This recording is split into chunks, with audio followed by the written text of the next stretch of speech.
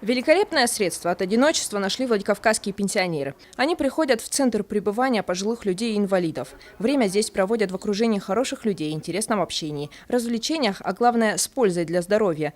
Сюда приходят те, кому уже далеко за 60. Тамаре Христофоровой 88. В прошлом она учитель русского языка в старших классах. Теперь женщина осталась одна. Несколько лет назад у нее умер муж. Свои дни Тамара коротает здесь, в центре дневного пребывания. Каждый день вместе с пенсионеркой сюда приходят еще несколько ее подруг. Прихожу сюда как на праздник. И не один раз, уже несколько раз. Вот.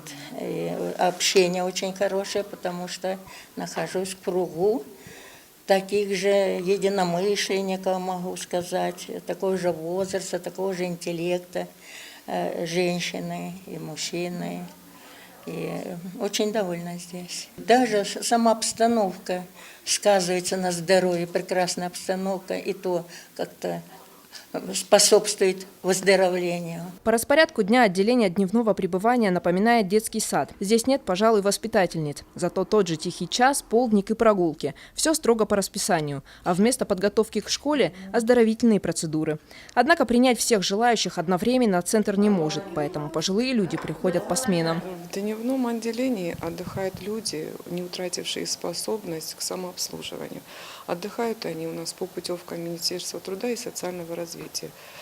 Путевка предназначена на 15 дней, 15 рабочих дней, 21 календарный день. Стоимость путевки у нас 600 рублей. В то время, как они у нас отдыхают, они пользуются и бытовым обслуживанием. Они приводят себя в порядок. Специально человек пожилого возраста не выйдет в парикмахерскую, не будет пользоваться этими услугами. И цены в парикмахерских у нас какие высокие. А у нас цены очень низкие.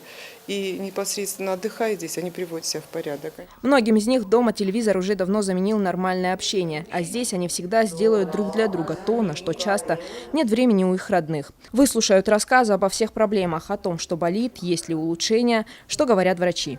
Земфира Лолаева, Елена Черенкова, Михаил Безуглов, Осетия ТВ.